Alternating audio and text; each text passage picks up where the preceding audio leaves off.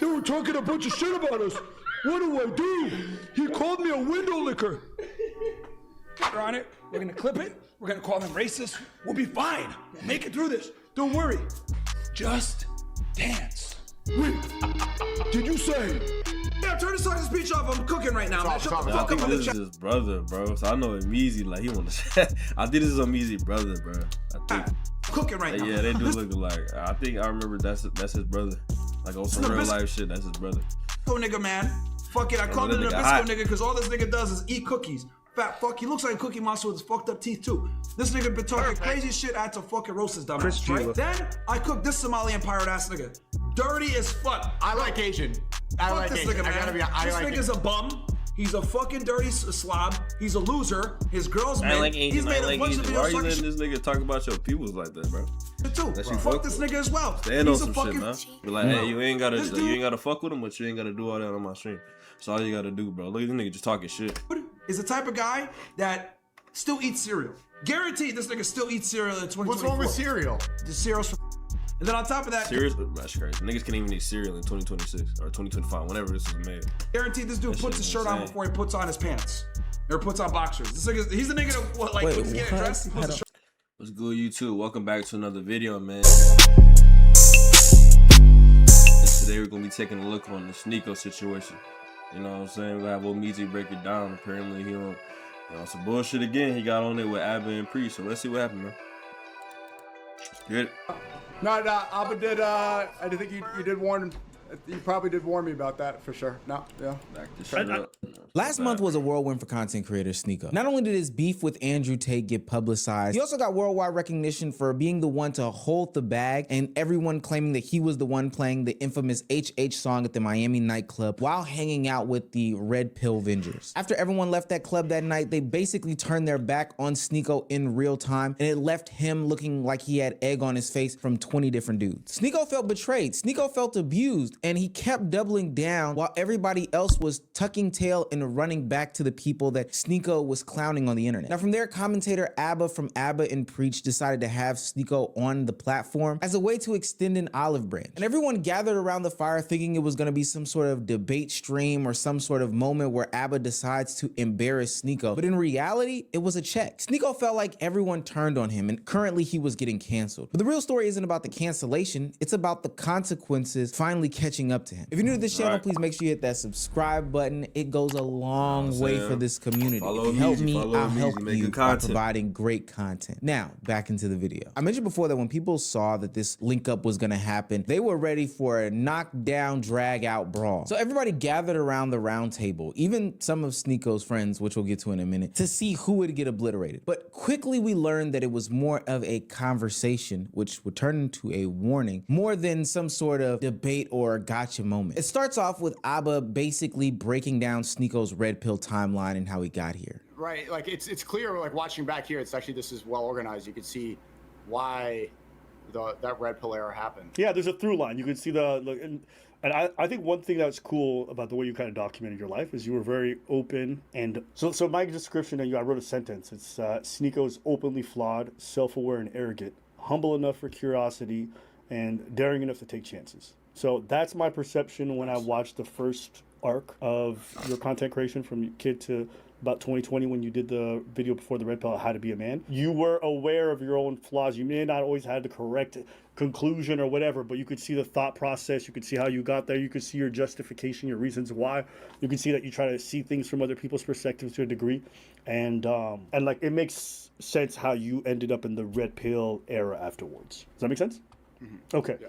So the question I would ask you first, what did the red pill give you that you didn't have before? Well, I think men at the time, and in these videos you're showing, men on the internet especially were living in a liberal-dominated, woke-dominated, like men had to live in this kind of guilty, you know, white people say, or like, I'm one of the good ones, or like white boys will say, can a white boy catch a vibe? It was kind of that same thing with men. It was like, hey, I'm not one of those misogynist, horrible men, and gave men the opportunity to not live in a guilty place. Now, during the break, I'm trying to see if because I fell into that trap. I would say I fell into that trap. I was put on by somebody, one of my old friends, to that shit. Like, I really did go down the red pill pipeline and all that shit. Fresher Fit, all them people, Steps Code, all them. But it's just like, I feel like from my journey, when you do get into a relationship, you just see the cracks in that bullshit. Like, you do things, you try methods and shit, and it just doesn't work. And then, you know, I eventually found this YouTuber named Young Don, and he got me out of that shit. But for me, like he said, men felt guilty, whatever, from this liberal woke, whatever. For me, it was just, you know, young, impressionable, going down that pipeline. But then when I actually got into a real relationship, you know what I'm saying, with a genuine person, cracks start to show and shit. You know what I'm saying? Like, this is not the way to go. You know, women aren't just this and that. They actually, you know, there are partners and they should be treated equally. You feel me? On some good shit. Like, it just, you know, it's a pipeline that you go through, but then you learn, you grow from. You do not stay down there, because the people who stay in that red pill shit become bitter. They bitter towards women. It's just bad, bro. So Kind of that timeline. that's like my take on that shit, because I did go down that, so I can kind of understand. You feel me? He mentions how he starts to align with a bunch of different people. And as they both go down this timeline of Sneako's past events, Abba highlights all the times that he's basically stuck his neck out for some of these guys on the red pill side. Remember when you were defending Fresh and you went to war with Moist Critical? And now that dude's on his podcast trying to put a hit on you? That's crazy, bro. I'm not gonna lie, bro. That's crazy. I mean, you were running around with a gun, like, you had the world hating you. And I was like, damn. And that same dude is like, it was Sneako. He plays on the club. He's like, fuck you, bro. And I just think That nigga Fresh a bitch, bro. God, fuck Fresh. From Fresher Fit. that's crazy. Stuttering ass nigga. Yeah. No, Abba did, I think you did warn, you probably did warn me about that for sure. No, yeah. I'm actually not even trying to take a victory lap. That's not my point. I just think, like... Abba's definitely vindicated on that shit. I ain't gonna lie. Abba's highlighting a time in where Sneako would blindly, and always for the most part, defend Fresh and Fit. He actually does it a couple of times in this stream where he defends Nick Fuentes again blindly, almost as if he hasn't learned anything at all. But throughout history, there's a lot of times where the people that Sneako is aligned with either get in trouble or go after people that he calls friends. And Sneako either just sits there, or he kind of even, you know, applauds what's going on, laughs in the moment, or whatever the case may be. Bro, like, I be cooking people on X, bro. Like, if you come at me on X, You see how he be saying, oh, I be cooking people on X, but in real life, this nigga's a pussy. That's the crazy thing about it. I be cooking people on X. You sound like a fucking dork. See, here's the thing. I'm restricted to what I can say on YouTube because they fucking remember when we made that video? You can go look at clips. We done seen clips of him talking hot to women and shit. But when a dude comes his way, he's not acting like that, bro. Anus and Reach. My previous Myron videos. What did they do? This nigga's a complete fraud for real. It's ridiculous. They got their fans to mass report us, and the video got taken down for hate speech, right? But on X, I could absolutely cook them, and that, I think that's a big reason why he made that video, because I called them sodomites on X, and I was just like showing video proof of them being, and which they are, him and Preach, and then he made a video on YouTube, because on YouTube this is what happens. Those idiots make a video, then Playback makes a video, fucking Agent 00, whatever that fucking name is, who look Sideshow Bob Somalian version. And then He's a good guy. I like him. he's a fucking loser too. Fucking Maybe you guys will make up. Just yeah, like fuck that nigga too. He cool agent, so why is he letting him talk about him like that? Don't say shit on Palestine. He's a fucking coward. Imagine he talking about your mans right now, and you just letting that shit happen. You just letting that shit slide. That shit crazy. I think he's kind of said. Bro, nigga said nothing, bro. He's a bitch. He's a fucking. I mean, he just he's talking shit about people. He's a bitch. But he just got to deal with Jordan, Crazy, so like, he's limited to what he can talk about. Oh yeah, of course. Now he's really owned. And then who else? And then Jamari will make a video. Like all these fucking dumbass commentary videos. Like as soon as Anus and Reach make a video, then everyone follows suit and makes a hit piece on you after. And then dumbass Moist Critical, that loser, he'll make a video talking shit. I don't know why niggas watch him. He's like the most uncharismatic and least entertaining person He's ever. sitting here just talking shit about people like a fucking bitch, bro. Just gossiping, man. People watch him. It's fucking crazy. And just like the events that would happen last month, once Sneako is seen with these guys doing these things, he catches a lot of heat for this. One, because he's not really committed to any of these bits for real. And two, because he is friends with some of these people. I know that he has been aligned with Agent 00 multiple times, whether it be through the peer-to-peer podcast, whether it be through different AMP videos. Sneako's. Hell, even when Sneako got unbanned from YouTube, one of the first calls that he had was with Agent. So I know that they have some sort of connection here, but I don't think it feels the best or would appear the best optically that you allow somebody to bash me even with this light defense. And I also think that people still hold some sort of grace in their heart for Sneako. They're tied to the artistic version of his childlike self that was dubbed as being super duper creative, a Mr. Beast disciple, etc., etc. So when somebody like a Myron does something crazy on stream and problematic, it really doesn't faze too many people. But it does faze people when Sneako is sitting right there. Hey, Abba, they were talking a bunch of shit about us. What do I do? He called me a window licker. We're on it. We're gonna clip it. We're gonna call them racist. We'll be fine. We'll make it through this. Don't worry. Just dance. Wait, did you say dance?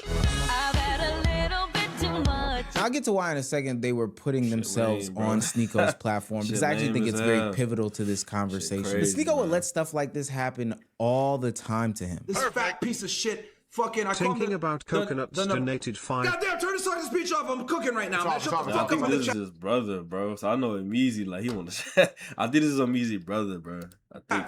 Cooking right now. Yeah, they do look alike. I think I remember that's his brother. Like on some real life shit, that's his brother. Nigga, man. Fucking, I called him a Nabisco nigga because all this nigga does is eat cookies. Fat fuck. He looks like a Cookie Monster with his fucked up teeth too. This nigga been talking crazy shit. I had to fucking roast his dumb ass, right? Then I cooked this Somalian pirate ass nigga. Dirty as fuck. I like Asian. I Fuck like this Asian. nigga, man. This nigga's a bum. He's a fucking dirty slob. He's a loser. His girl's man. He's made a bunch of videos. Why are you letting this nigga talk about your peoples like that, bro? Too. Fuck this nigga as well. Stand on some shit, man. Be like, hey, you ain't gotta fuck with him, but you ain't gotta do all that on my stream. That's all you gotta do, bro. Look at this nigga just talking shit. Is the type of guy that still eats cereal. Guaranteed, this nigga still eats cereal in 2024. What's wrong with cereal? The cereal's. And then on top of that, cereal, that's crazy. Niggas can't even eat cereal in 2026 or 2025, whenever this was made. Guaranteed, this dude puts his shirt on before he puts on his pants. Or puts on boxers. This nigga, he's the nigga that, like, when he's getting dressed, he puts his shirt on first. But all that, we're friends. I don't agree with that sentiment. They're just saying stuff, free speech gimmick. All of that will come crumbling down last month when they played the HH song. I'm not gonna go too deep into detail. I've made 2 videos on it already. But yeah, go check out our recent video. We made a video about that shit too. Go check that shit out. The Red Pill Avengers linked up, went to the club, played the song, as we've seen in video now, asked by Myron and Walter once they get to the club. And then once they get back to their respective streams, everybody turned their back on one person. When Sneako went to defend Agent, you would think that the grace would be reciprocated when Sneako needed to be defended in this situation. But we saw Myron stutter on stream because he didn't want to get caught up with none of this nonsense anymore. Hey Myron, I'm live right now in a monologue. Okay, my bad. What's going on? No, I'm good. I'm good. If you're live right now, I'll just hit you. Did you see the Tristan tweet? What do you think? The one you sent me earlier? Yeah. Yeah. I just saw from what you sent. Yeah. I mean. In real time. I'll talk. You're on stream, so I'll talk. I could talk. Defend him though. In real time, finding out. Well, I mean, they talked about it online. What do you think? You don't want to. I mean, it's okay if you don't want to. Yeah. I just wish we kind of handled this. Well, it's already out there. It's already Defend him. Defend him. tweeting his lawyer. They're putting it on me. It's already public. It's like there's not something that you solve privately. What lawyer? Oh, let me say to y'all right now, this is the face of a man who's figuring out that he's about to get snaked. This is the face of a man whose friends turned all against him. And this is the face of a man who realizes that he just royally fucked up. I mean, again, bro, if it was the other way around, I would tell Tristan the same thing, right? Or if he asked me the same thing, like, oh, I'm not sure right now, what are your thoughts on this stuff? Like, I don't. Well past Omar, you're absolutely correct. And also, let me quickly shout out Myron. Quick Myron glaze. Quick fresh and fit glaze. Myron is like the one nigga meat sucking so much, bro. Influencer that I'm look at him easy, like this nigga just meat sucking, bro. You just don't learn, man. Fresh and fit. Look at him easy, bro. Myron is like the one influencer that learn, I'm bro. absolutely certain would never switch on me. There's no doubt in my mind he would never switch. And if you think about it, every other one, even though like me and Adam right now got a good thing going, me and Neon good runs. Like Zerka, let's be real, like.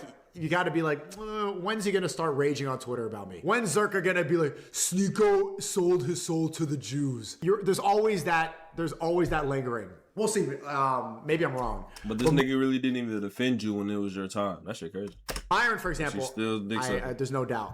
There's no doubt this nigga's loyal, bro. I think it's interesting how much bad footage Sneako has out there. But let me say this about Sneako. It's not that he gets switched up on because of who he is inherently. I honestly don't think that these people were ever really aligned with you. They used you for your audience. And I've said this plenty of times before. You are a gateway into a younger demographic that will ultimately become an older demographic that could then give these guys a bunch of money. These guys never stand with you. In fact, they step back and let you burn. And trust me, if there was another content creator that garnered a young male audience bigger than you, that let them infiltrate the place in space, they'd be rocking with those guys harder than you. You just so happen to be the only one who was as impressionable as ever. And don't get me wrong, you probably have your own foibles. Nick Fuentes said something about you when y'all did y'all's Miami link up. You don't think you know what you're doing, really? Sincerely, I say, you don't think you're egging that on. It's not like I care, but when I see you doing that, I'm like, this guy likes, you know, it likes to attack you. You're very thin-skinned. You like sending your, it's not thin-skinned. I don't care about troll comments. I care about you not caring about your friends. Well, that people that you supposedly care about.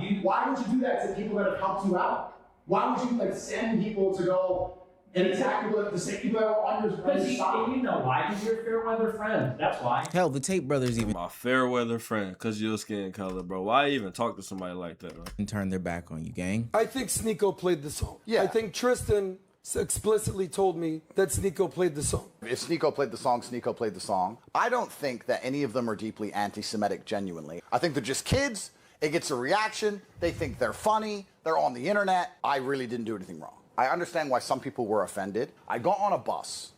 Full-grown men made decisions while I sat on my phone.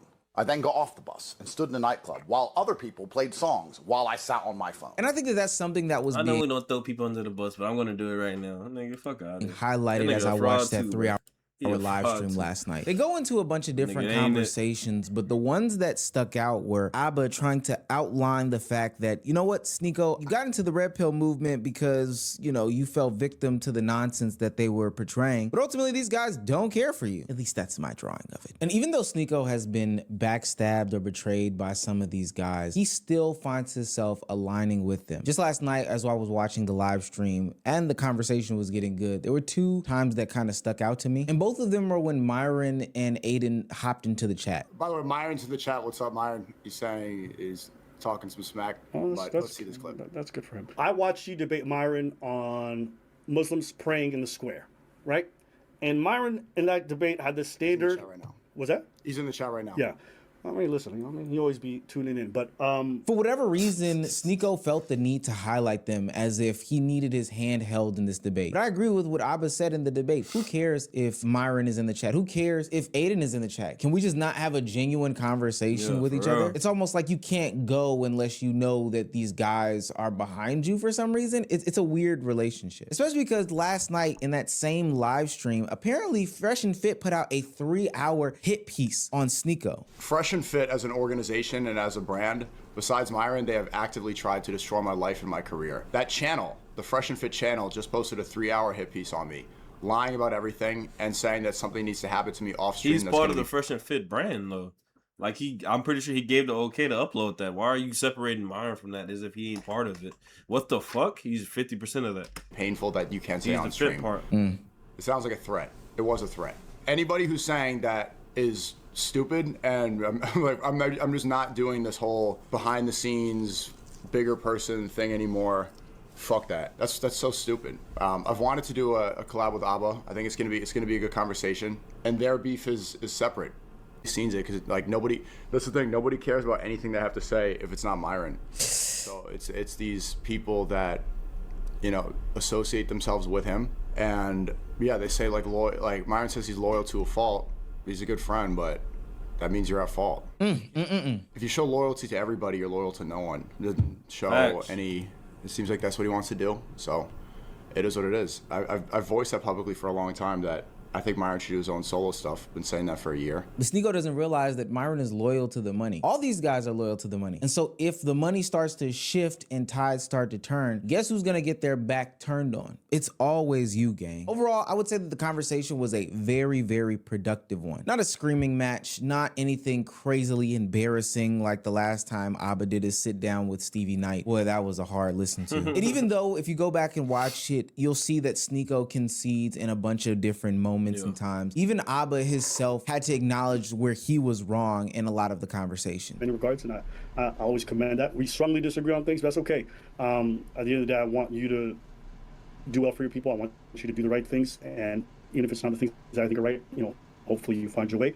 And I also have to have enough humility to realize like I was wrong about certain things back then too, and I'm still changing. So listen, I appreciate you coming on. I appreciate you giving me the chance to kind of ask you these questions and see where your head's at. It takes a real man to admit when he was wrong. I hope he just fucking finally realizes like that red pill shit, that whole side, they just give a fuck about money, bro. Like they do all this shit. They really don't care about the men they preaching to or none of that shit, bro. It's all a front, man. Like these niggas like that, these are the Omizi, you know what I'm saying? The right side. I mean, like the good side, like they really the niggas who are genuine and want to like, they don't give a fuck about all the other shit, bro. Growth. Hopefully he comes to that realization, man, because he's going down the wrong path with the wrong people.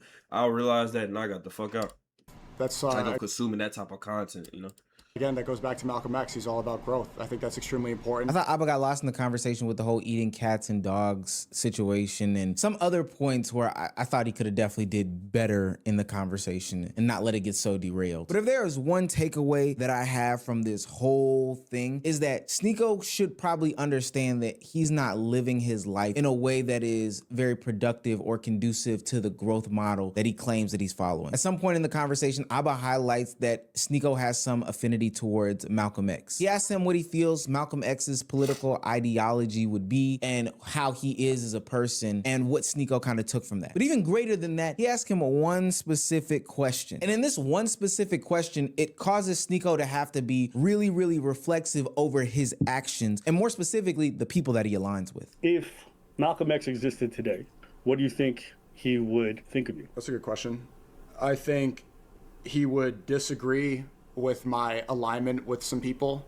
I think he would be critical about the overlap that I have with political figures. I think he would disagree with Nick Fuentes a lot. And he would try to guide people, or try to lead. I think he would, be very politically active. I think he'd be very critical of Israel. He was like really, he was spot on about Israel back then. And, the manipulation going on in New York City specifically, he's done a lot of speeches about that. He spent a lot of time talking about Netanyahu, criticizing Trump for that, and I think he'd be very critical of the conservative movement. And what he would think of me is like that.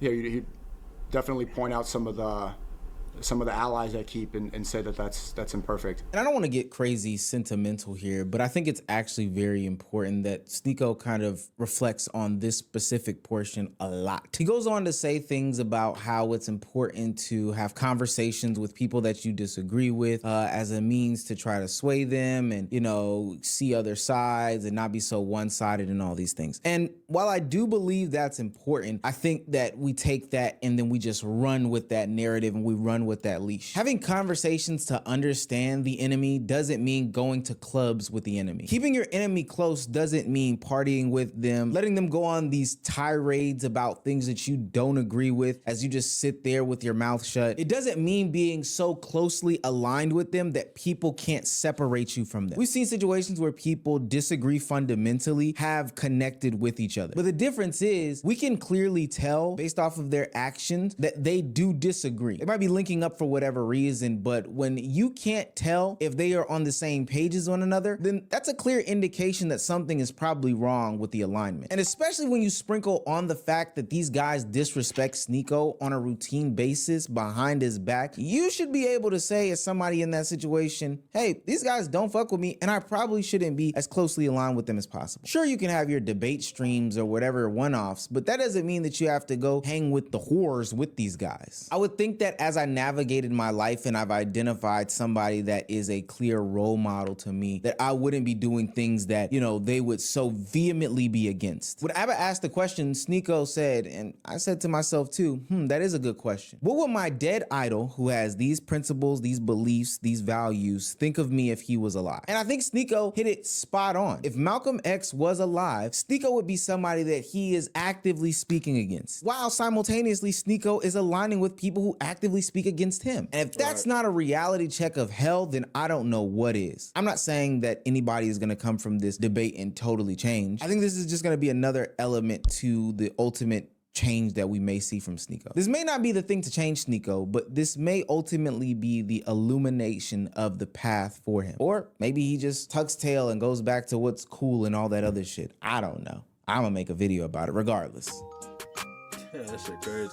Man, if y'all enjoyed that video, and shit, we gonna keep, I think I'm gonna react to something else about that shit, cause this whole situation is crazy, man. But if y'all enjoyed that video, man, please subscribe, like, and comment, man. I appreciate y'all. Thank y'all, man. I'm out.